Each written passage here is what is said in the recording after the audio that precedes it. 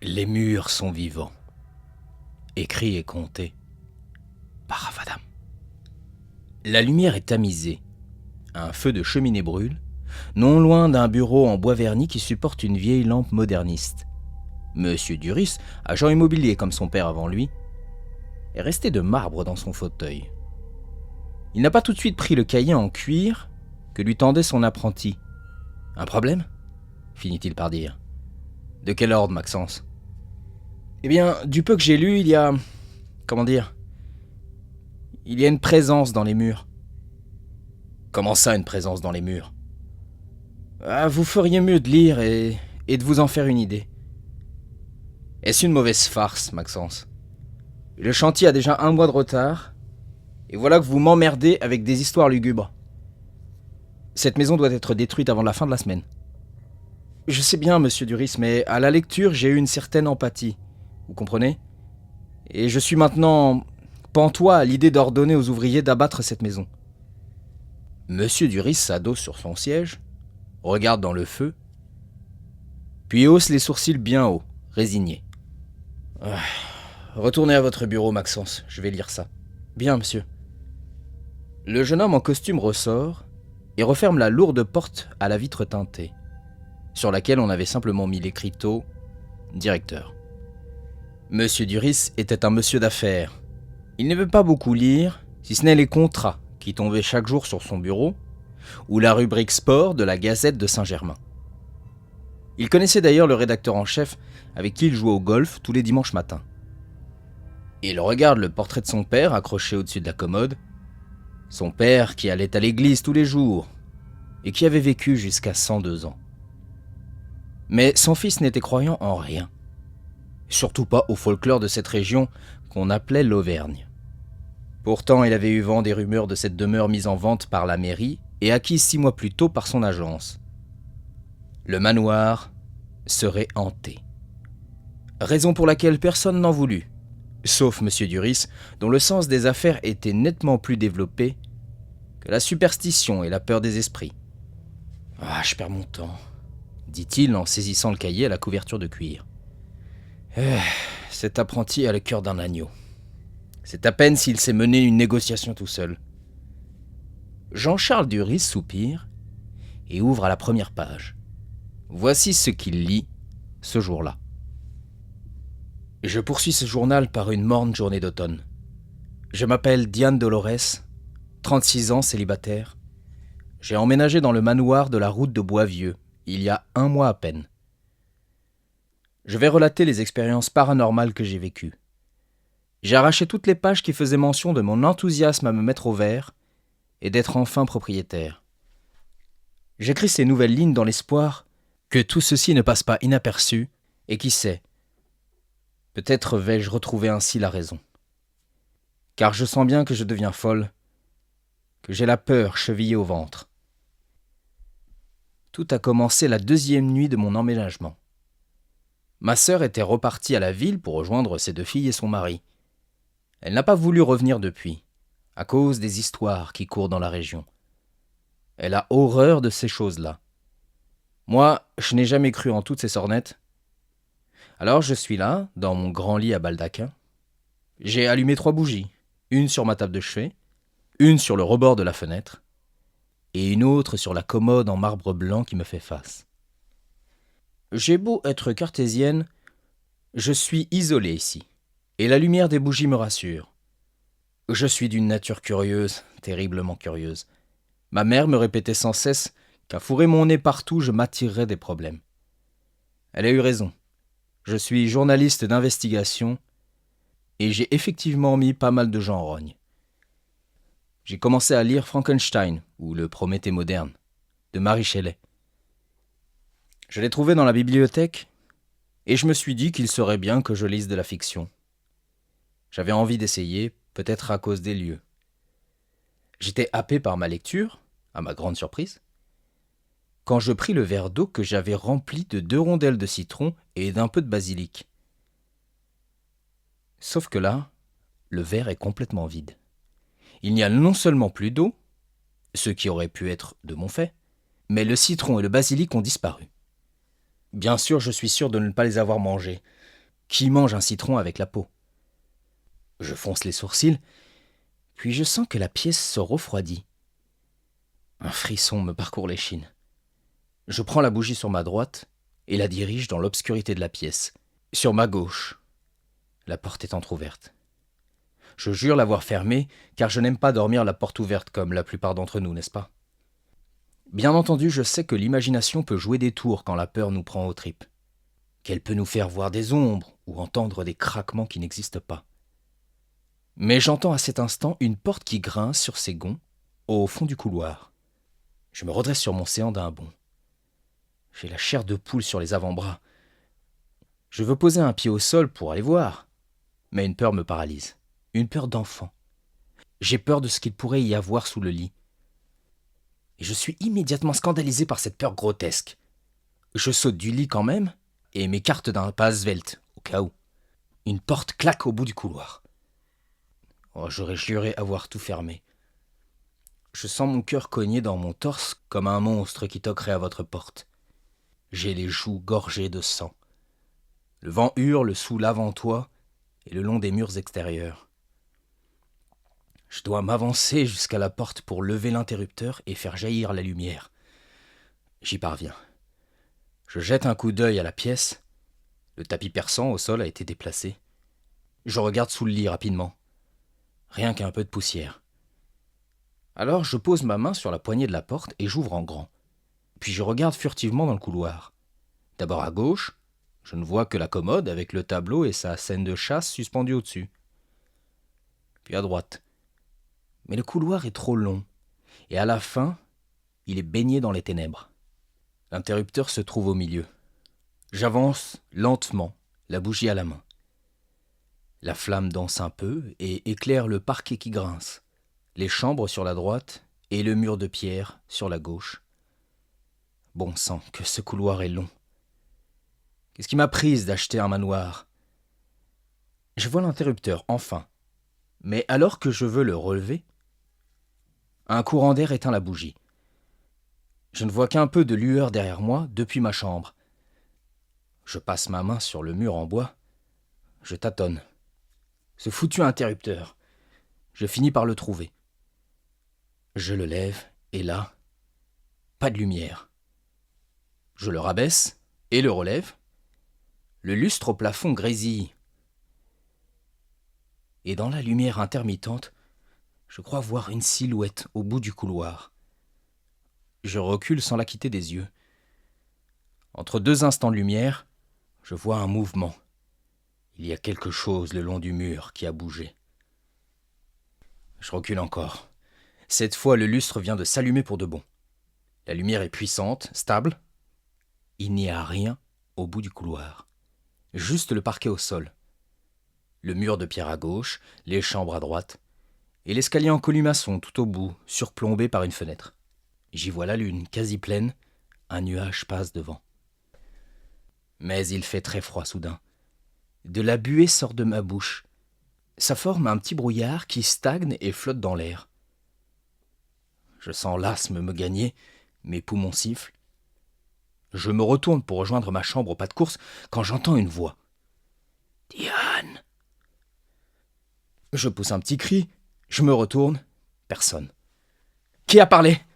que je demande. « Montrez-vous. » J'attends. Mon cœur bat si fort que j'ai l'impression qu'il me fait mal. Ces minutes me semblent sans fin. La voix revient, plus proche cette fois. « Ici. » Par réflexe, je me mets dos au mur de bois qui sépare ma chambre de la chambre attenante. Je fais maintenant face au mur de pierre. Et dans l'amoncellement de grosses pierres, je crois distinguer un visage. Il est parfaitement fixe. Je suis terrifié, cloué au mur de bois. Soudain, les yeux de Pierre s'ouvrent. Je ne sais pas comment je ne me suis pas évanoui dans l'instant en voyant ce regard noir. Sans doute à cause de la bouche de Pierre qui s'est ouverte. « Diane, n'aie pas peur. Nous ne te voulons aucun mal. » Je veux répondre, mais ma gorge ne produit qu'un petit cri étouffé. Je sens la nausée me gagner, et cette fois tout devient flou. Je sombre. Quand je me réveille, je suis à terre. Le lustre éclaire toujours. Je suis restée inconsciente longtemps, car le petit jour projette sa lumière par la fenêtre au bout du long couloir. Je m'assois contre le mur de bois et je fixe le mur de pierre. Il est parfaitement normal. Ma robe de nuit blanche est jaunie par contre. Je me suis uriné dessus. Je me lève, je rejoins ma chambre, la fenêtre est grande ouverte. Des feuilles jonchent le tapis, cette fois c'en est trop. Je prends des affaires à la va-vite. Un jean, un t-shirt, une paire de chaussettes, un string. Pas de soutien-gorge, je déteste ça. Ni une ni deux, je cours dans le couloir, dévale l'escalier, passe dans la grande cuisine avec son jeu de casseroles en cuivre, puis l'immense salon et son chevalier en armure qui ne m'a pas secouru la veille. Je ne prends même pas le temps de fermer à clé. Qui voudrait s'aventurer dans pareille demeure, de toute façon. Et je me précipite dans ma voiture. Une vieille Jeep rouge. Je démarre en trombe, dérape dans la boue et fonce au village à 10 km d'ici. J'ai le corps plein de cortisol. Je me suis cogné le côté de la tête et je crois que j'ai une bosse. Je porte ma main dessus et je regarde mes doigts. Il y a un peu de sang. Oh, rien de grave. J'allume la radio. On entend Sixto Rodriguez. Ça m'aide à souffler. Sur la route de terre, personne. Pas non plus grand monde sur la départementale. Après ça, je pensais que c'en était fini du manoir. Mais la suite montre que j'y suis retourné, peut-être pour y demeurer toute une éternité. Je m'arrête en chemin pour me changer. Je me lave à la va-vite avec des serviettes hygiéniques que je garde toujours dans la portière passager. J'en ai pris l'habitude à force d'être sur la route pour le boulot. Ils ont dû me prendre pour une folle au bar tabac.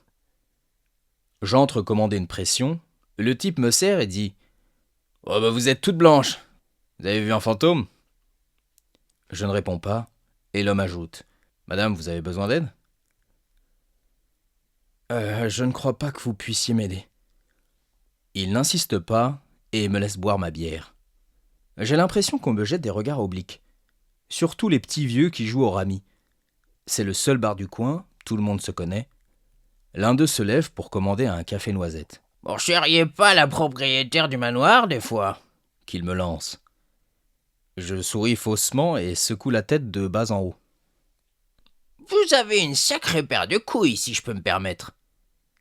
La prochaine est pour moi. » Je n'ai pas la force de parler, ni même pour le remercier. Il s'en retourne à sa table et le barman me regarde. « Qu'est-ce que je vous sers ?» Je jette un œil à ma bière. Je l'ai descendue cul sec.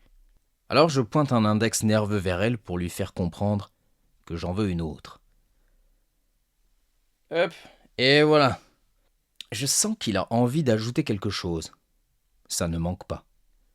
On raconte toutes sortes d'histoires sur ce lieu. Comme quoi les gens y sont prisonniers, dans les murs. Que les murs murmurent et parlent la nuit venue. Ça fait partie du folklore, je ne dis pas ça pour vous effrayer. Il y a un silence que je n'arrive pas à rompre. Il est un peu gêné et ajoute. Bon, je vais vous laisser. Si vous en revoulez une autre, faites-moi signe. Je finis par errer dans mes pensées.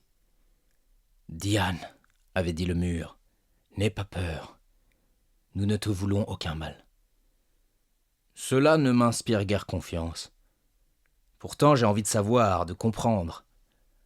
Je passe toute la journée dans le village à hésiter. Quelque chose en moi me pousse à y retourner. Quelque chose de plus fort que moi. Et au lieu d'appeler ma sœur, ou simplement de prendre la route pour fuir sans se retourner, je reviens au manoir. Après tout, c'est chez moi. Esprit ou pas, c'est ma maison. Quand je me garde dans la boue, je reste un bon moment au volant, le moteur en marche. Le brouillard a gagné toute la vallée, et il ne tardera pas à monter jusqu'ici.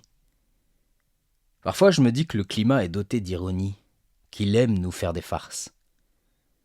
Je pianote nerveusement sur mon volant. « Ah, et puis merde !» que je m'exclame. Ah, j'en suis pas morte, hein. Et puis c'est bien mon métier que d'aller là où personne n'ose. J'ai qu'à me dire que j'interviewe un homme, sauf qu'il est fait de pierre. Je prends une grande inspiration et je sors. L'humidité entre dans mes os. Un corbeau croasse sur un sapin. Il prend son envol et disparaît dans le brouillard qui monte. J'ouvre la porte d'une main fébrile. Le feu brûle encore dans la cheminée. J'ai l'impression qu'on a ajouté une bûche. J'en remets une autre au passage. Les têtes de cerf et de sanglier haut perchés sont de mauvais goût.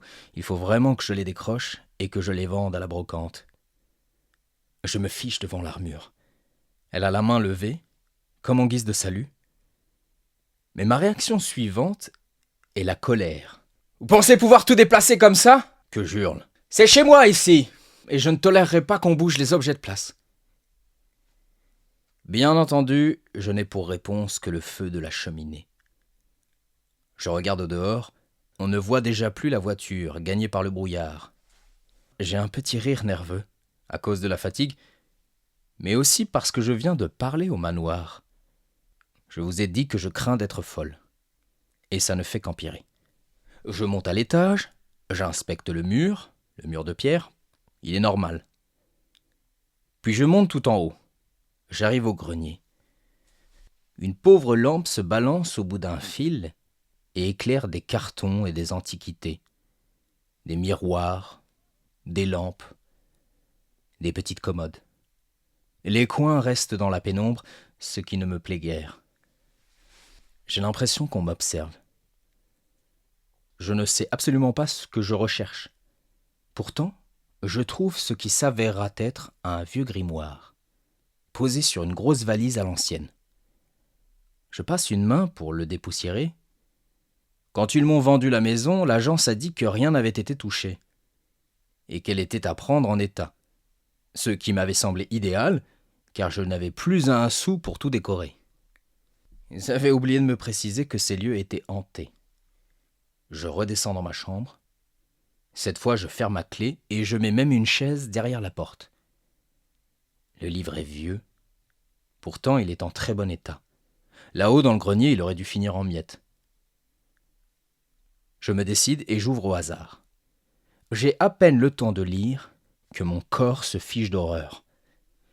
Il est écrit « Celui qui lit cette ligne finira dans les murs, et rien ne pourra l'en libérer. Tel est mon vœu, moi l'enchanteresse qui vécut en ces lieux. » Je referme le livre et le repousse sur mon lit. C'est là que j'ai eu l'idée d'écrire ce journal. J'écris jusqu'à la nuit. Il est maintenant temps pour moi d'avoir des réponses. J'entends de l'agitation dans le couloir à l'heure où je vous parle. Je vais cesser d'écrire pour y aller. Je dois savoir. Le mur pourra peut-être m'expliquer ce que tout ça veut dire. Si je n'écris rien après ça, c'est que quelque chose m'est arrivé. Quelque chose de terrible. Peut-être que je suis prisonnière des murs. Si tel est le cas, ne prévenez pas la police, ça ne sert à rien. Faites venir un exorciste, un démonologue ou un médium. Quelqu'un de compétent en forces occultes, un chasseur de fantômes si vous voulez. Le journal s'arrêtait là. Monsieur Duris le repose délicatement sur son bureau. Il ressent un malaise. Une émotion rare pour lui. On toque à sa porte. C'est son apprenti, Maxence. « Monsieur Duris, le maire au téléphone. »« Que veut-il ?»« Il veut savoir où en est le chantier, c'est par rapport aux élections à venir. Il veut absolument que ce soit fait avant. »« Dites-lui que je suis dessus et que je le rappelle quand c'est fait. »« D'accord, je dis donc aux ouvriers de commencer la destruction. » Monsieur Duris rétracte ses lèvres. Maxence jette un œil au journal ouvert. Il ne commente pas, car il sait que son chef l'a lu, et que comme lui, il en est perturbé. Jean-Charles Duris se relève, prend le journal dans ses mains, remet son col en place et va près de la cheminée. Il scrute le feu un instant et finit par dire « Réduisez ces murs en cendres, qu'il n'en reste rien. » Bien, monsieur. Maxence referme la porte lentement. et peut entendre Monsieur Duris jeter le journal dans le feu, avant de dire « Ça n'a rien de personnel. Ce sont les affaires. »